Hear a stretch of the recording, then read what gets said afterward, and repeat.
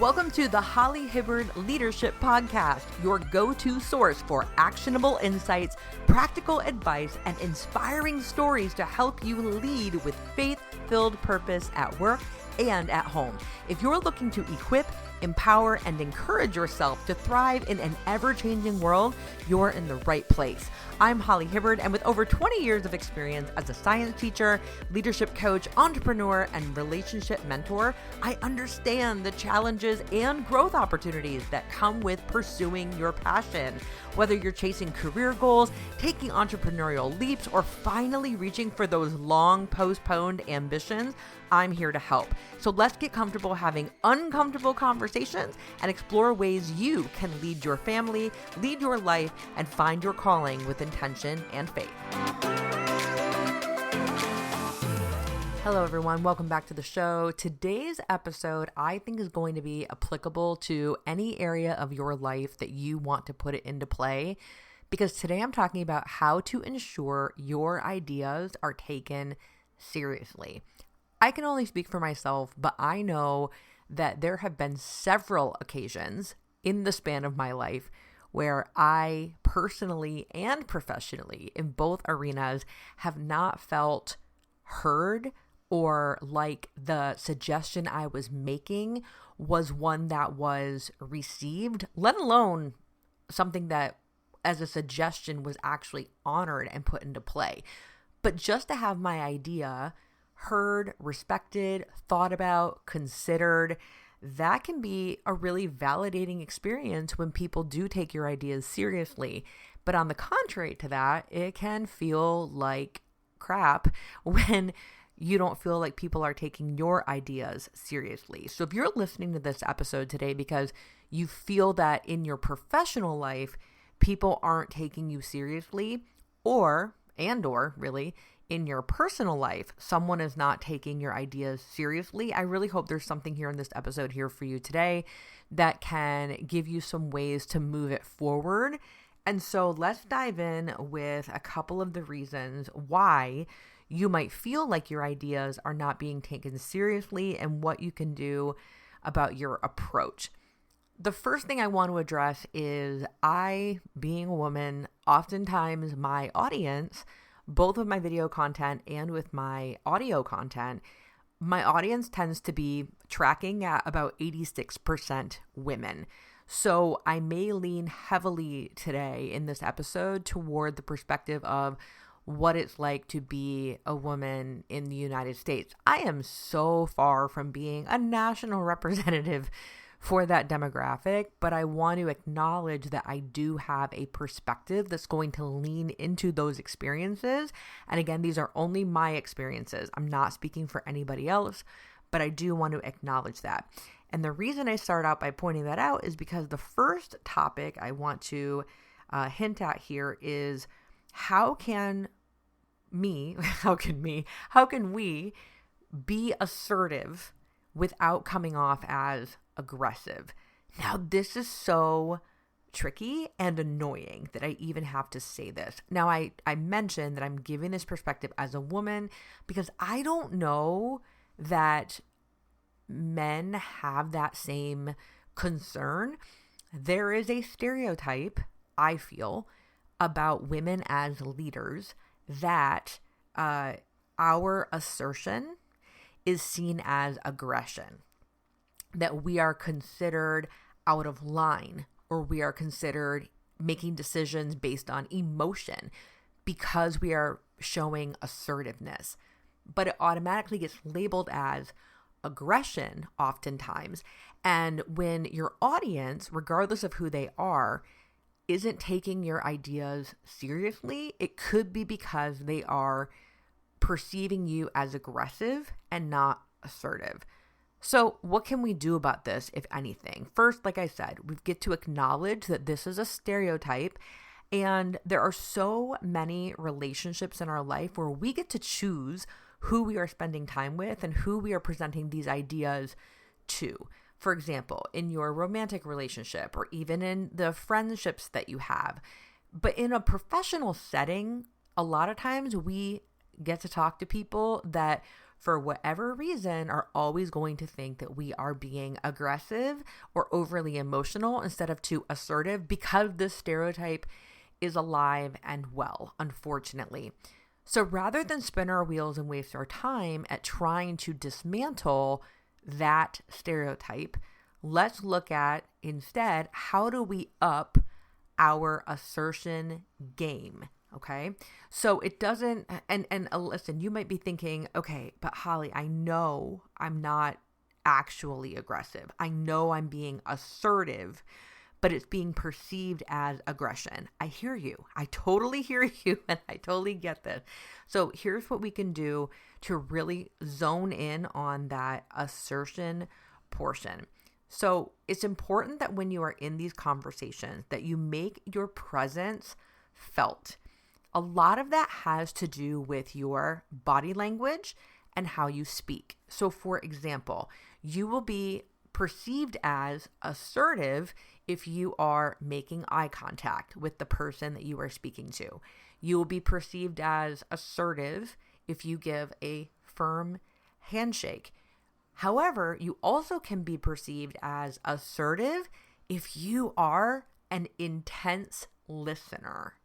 An intense listener, I think those first two things, having that body posture, not having your arms crossed in front of you, but standing with your arms at your side, staying open body and not fidgeting, and making eye contact with the person while they are listening to you, or when you're listening to them, that is a subtle way to bring assertiveness to the conversation, because those things in our body language tell people that we are open, that we are not closed, that we are not in a defensive, aggressive mode. So if we want people to take our ideas seriously, practice intense listening, but also practice keeping that eye contact as well when you are speaking, and also when you're taking in information. The eye contact, I gotta tell you, the number of times I've met people while at business events, networking events, organizations that I'm coaching or teaching, when I have conversations with some of those students on the outside, I can't even tell you how many people do not look me in the eye, and I'm looking at them in the eye. And I don't say that because they're looking elsewhere at me. What I'm saying is there is an avoidance of eye contact. So when you make eye contact with the person you're speaking to or listening to, automatically, even with you saying nothing, it makes you assertive, and people will be more likely to take you seriously. However, if you are interrupting and you're not letting the person finish their thought, or if you have your arms crossed or your hands in your pocket, those are signs that you are closed off and or you are in a defensive mode. And that can cause people to feel like you are more aggressive than you are assertive. So these are very, very subtle things that you can do to posture yourself as an assertive person, not an aggressive person. And again, I know I'm saying all this to honor a stereotype that is there, but it is the unfortunate reality of the world, especially for women, that if we are confident, it will be received as aggressive sometimes. If we're assertive, it's going to be received as aggression sometimes. And we can't undo that completely. And you might listen to the person intensely and not interrupt. And I'm not saying that they're not going to do it in return. It absolutely happens. It's infuriating. Even women speaking to other women, this is very much a thing. But again, these little things I'm highlighting are ways to ensure that your ideas are taken seriously, because you are leaning into what it is to be assertive and making your presence felt. Now, that being said, balance out your assertiveness with empathy. This is my second tip for you today.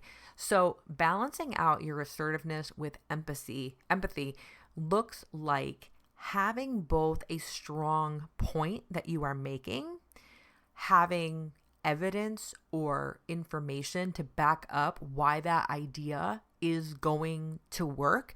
Not just idea, but all the way through the result. What will that look like? What will that sound like? What will the bottom line be? All of the things. But empathy also means that you're going to take into consideration the people involved in this idea and how it will impact them. If you can come to a conversation with an idea that you have and not only explain the logistics, the tactical side of these actions that need to be taken, but also explain in that, here's how I think it'll impact the people. I think it'll improve the morale of our organization. I think that it will have people feel more open to receive feedback that's going to make them improve. You need to highlight the human experience that's going to accompany the change in behavior that you're laying out for this person. We want to honor both the action and the people. If we only honor the action and we take out our greatest asset, which is people who work with you, people you're living with, people that you're raising, if you take the people part out of it, then you've taken empathy out of it. Empathy is an attempt at really doing our best to understand what others are going through.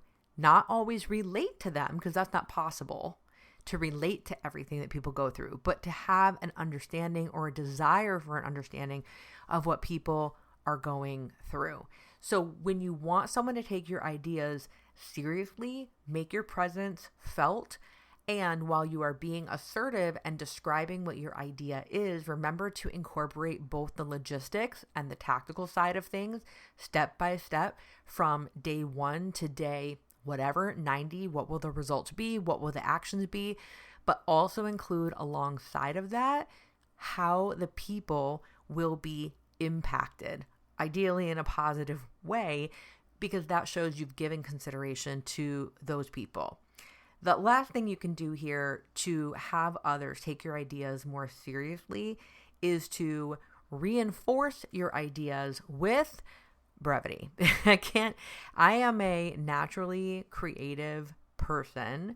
However, I have a human biology degree and a chemistry degree.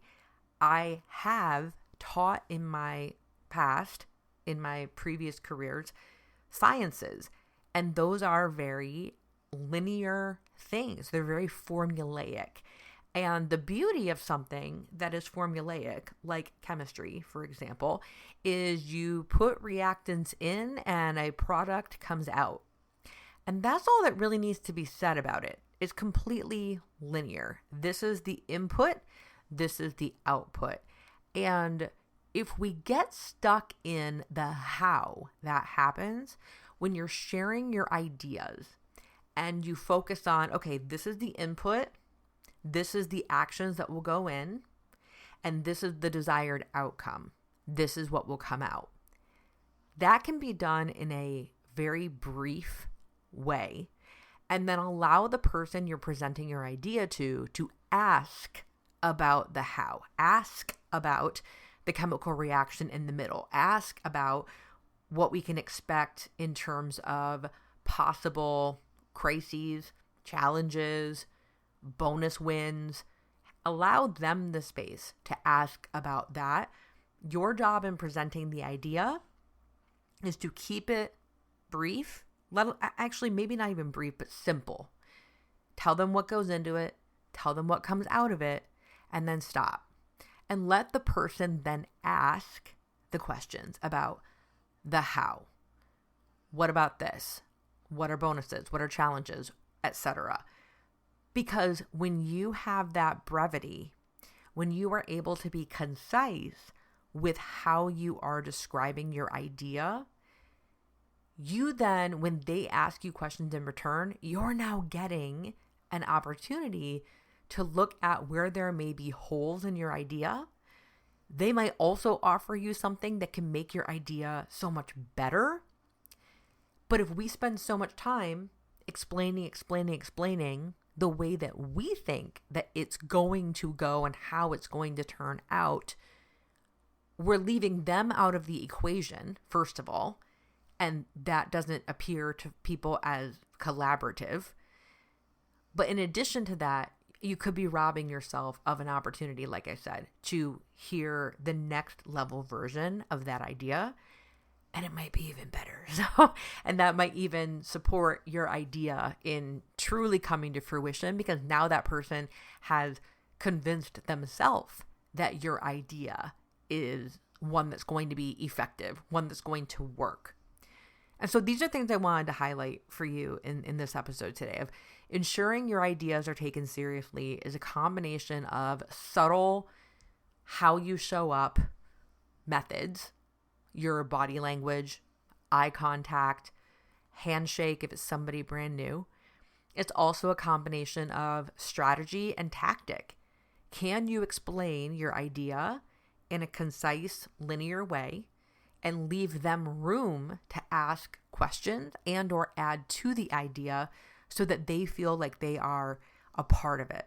So you can do this by making sure also that you're including your consideration of people in your idea, that is empathy, with also the directness of, I have a plan. I see how this is going to happen. All these pieces together can help ensure that others will take your ideas seriously. Is this foolproof? Is this 100% going to work all the time? Absolutely not. You can go in as open-minded and as sound and as brief and with your presence very firm, and there will be people who will be closed off to new ideas, who will perceive you as aggressive, who will perceive you as too emotional. Sometimes we cannot work around it, but the right audience are people who are the opposite of all that, or they are people who are open to seeing and hearing out everyone's ideas and perspectives, because they know that collaboration typically means we're going to get closer to a solution that is more effective and more efficient than if we were to try and come up with that idea on our own. So hopefully those are the people that you're talking to. I hope this was supportive in both your professional and or your personal life.